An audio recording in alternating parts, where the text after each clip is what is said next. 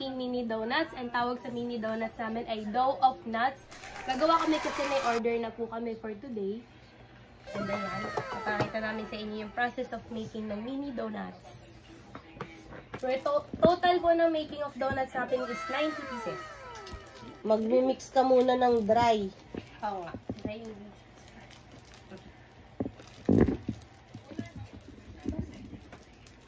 So, ayan, habang tinutulungan ko si Shane maglabas ng flour, kunin ko na rin yung ibang ingredients, yung asukal. Tapos yan, maya-maya lang tatakalin na nila yung flour. Tama ba yan? Ito ba yung cups mo?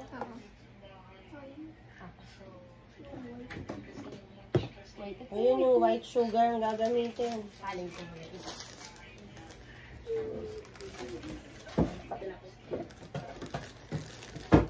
Malinis ba yung mga kamay nyo?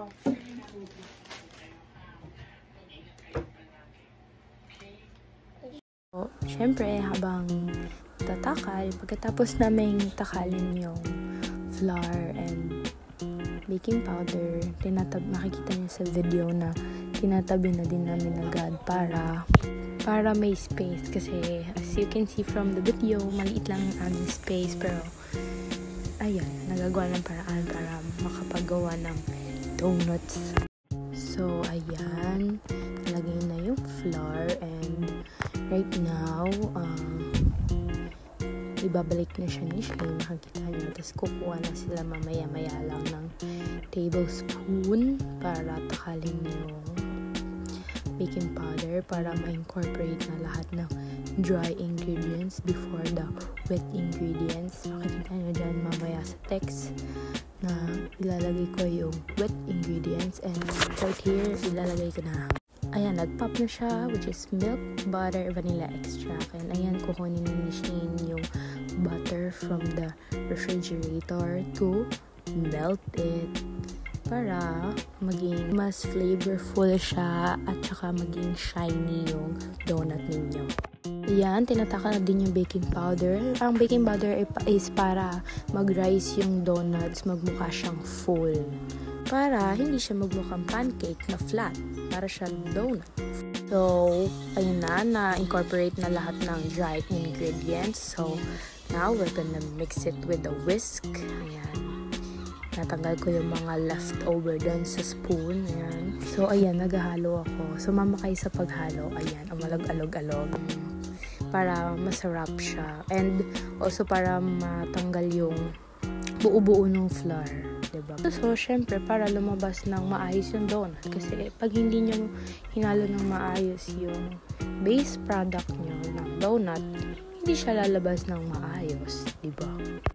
Etong part ng video na to, time-lapse na namin since, syempre, alam niyo na yung gagawin na namin dyan. Magmi-mix lang kami ng wet and dry, tapos magagawa na namin yung butter. Pagtapos, ilalagay na namin siya sa squeeze bottle, tapos isi-squeeze namin dyan. So, nakikita niyo yung donut maker na color black. Kasi hindi na namin napakita yung video since wala low bat kami. And ayan, makikita nyo sa next part ng video na magdidip na kami ng donuts at may ipapakita na kami sa inyong finished product na donut.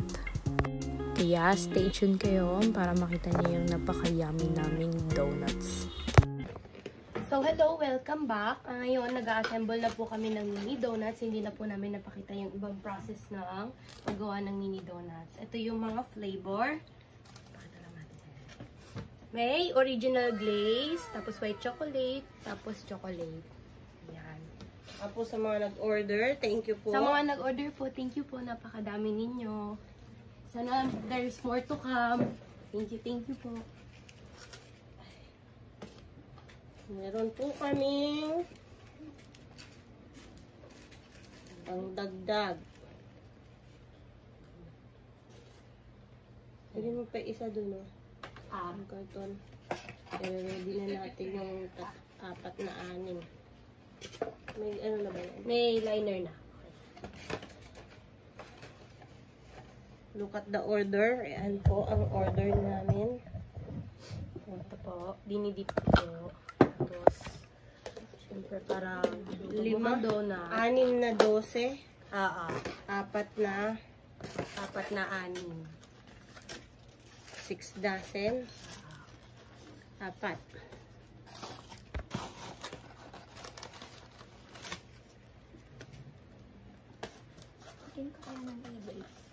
Lagyan mo na pangalan ng mga umorder. Para alam mo kung kanino yung kanino. Sana mas marami pa nga pong umorder. Cookie crumbs, tapos Hindi ako nakabili ng almond. Ng ibang nuts, hindi ako nakabili. Hinahanap ko kasi hindi ko makita. Ayan, kompleto na yung 4. Thank you dun sa mga vlogger na napapanood namin. Thank you so much po Ang dami sa mga namin vlogger natututunan na ng business. yan. Yung atong pangkilik po niyan ay classmate nila. Ayan. Thank you sa mga classmates namin. Pagka meron din kayong business, support namin kayo. You can see, ayan, ina-assemble na namin yung donuts. I'm dipping the donuts in the dark chocolate. Meron yung white chocolate and original glaze. And meron din siyang toppings. 8 toppings din po kami. Ang toppings is marshmallow, cookie crumbs, tapos meron kaming parang candy chocolate. And si Shane, nilalabelan niya na kung kanino yung mga order na donuts. And those are those who order for us. Thank you so much. And specifically, yung mga umorder sa amin, sinabi na namin kanina, is classmates namin and friends. Ayan, we are very much grateful and blessed from them kasi sila yung umorder. Ng waffles. Ang gawa ng waffles, hindi ganun katamis. Hindi matamis na. Anong ilalagay ko dito? Dapat yung white nyong stick. White stick. Hugasan natin to. Malinis po yung mga kamay niyan. Maghugas po kami.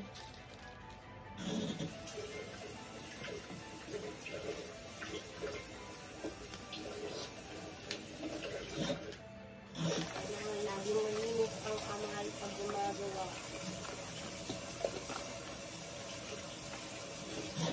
Apat yung stick, di ba?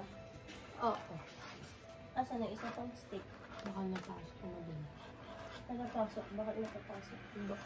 Wala naman din natin. Okay, isang stick. Yung pamputi. Ayan yung pamputi. Napakita na lang po namin mamaya yung finished product. Ayan na yung mga nakapak.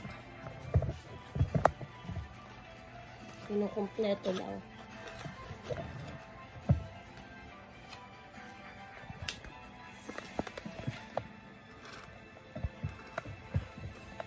Ito ay white chocolate. Ito ay original glaze. Kaso, pag sa anima, hindi kami na naglalagay ng original glaze para marami silang toppings. Kulang sa chocolate yung ibabaw mo.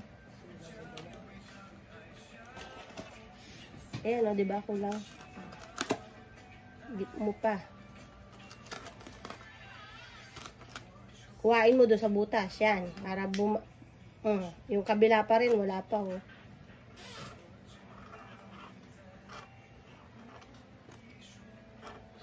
Ayun ang wala oh. Tingnan mo yung ginagawa mo. Donut na may chichar.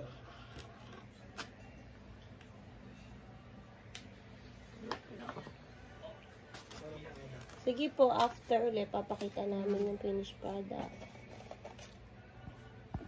Ayan, okay na. Delicious. Ito, yung finished product ng donut. This is 12 pieces, which is 140. Kaya support po. Support na daw. 5 ganito po yung order. Delicious. 5, 6 po. Ito sa classmate ni Rhea. Delicious. Order po yan. Tapos ito yung kay Shane, which is 5 pieces na 12. Delicious. Thank you po so much sa mga umorder. Sana umorder pa po kayo ulit.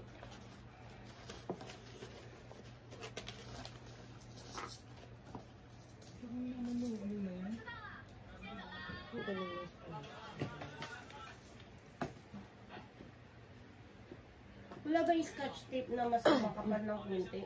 Dito madikit na to. Wala nang ibang scotch tape. Na mas makapal pa dyan. Oo. Wala na. Yan lang yung pinaka. Hugasan ko nga muna ito.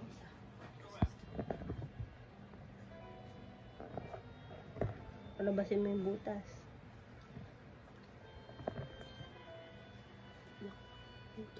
Anong oras tayo gumawa? 7 ata 6. 7 o'clock. Now, time check. Mag-11 na po. Talagang ang pagsipag ay hard work talaga. Kumain muna kayo. Gusto nyo kumain muna? Hindi na. Tapusin na namin ito. Malapit na ito. Hindi na lang ito. Bagay, ano na lang yan? 4 na 6. Oo. Ang gagawin mo, 3 chocolate, 3 white chocolate na dip. At ng chocolate na white. Ang gagawin mo, 2 dito. Huwag mo na isandal, kahit ilapag mo na lang. Alapag ko na lang. Kasi 6 lang naman yan. Oo nga. Tapos yung isang puti, isang Okay. brown. Gets. Ito brown na. Chocolate. Chocolate.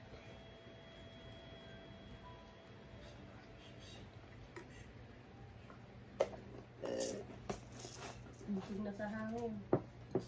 Dito na. So, ayan, ang dami na namin kinukot na donuts. Don't worry if we're holding the donuts sa kamay namin. Nanggugas kami ng kamay at saka we're using stick to dip it. Ayan, papakita ni Shave.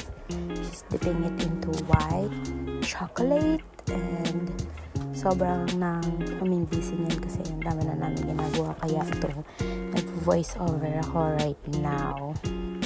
And later on, ayan, uupo na yan si Shane. Pinapatulo niya lang para yung excess is hindi mapunta dun sa packaging. Para hindi sayang, para madip pa yung donuts doon. At ayan, nalagay na siya doon sa kanyang packaging at lalagyan na siya mamaya ng toppings. Pagka white, specifically put cookie crumbs, tapos yung candy chocolate. Tapos, pagka dun sa chocolate, di na namin nalagyan ng cookie crumbs. We put marshmallows and yung candy chocolate din kasi colorful siya. Yan. Doon sa original glaze, hindi kami naglalagay ng any toppings kasi it's original. That is why. Ayan. O, tinikman pa nga. Ayan. Nagko-customize din ako as you can see. And kumukuha ako ng cookie crumbs. Sprinkle ko siya. At nakalimutan ko yung toppings namin na sprinkle. Ayan, oh. Look at the donut. It has a hole in it. Ayan. So, ayan. Ipapack na namin yan later on. And kailangan lang namin tapusin i-coat yung 90 pieces ng donut sa yung flavor at saka name. Lagyan sila ng name. And i-deliver namin yan the next day sa aming classmates. Ayan. Thank you po sa panonood sa aming video. Like, share, and subscribe. And also, follow us on our Facebook, Instagram, and TikTok. So, para updated kayo sa mga bago naming pinapost. And stay tuned kayo sa kung anong update namin sa mga bagong kaganapan sa buhay namin as family and as an individual. So, goodbye. So, thank you for watching again the video of Mama Aji and family. See you again!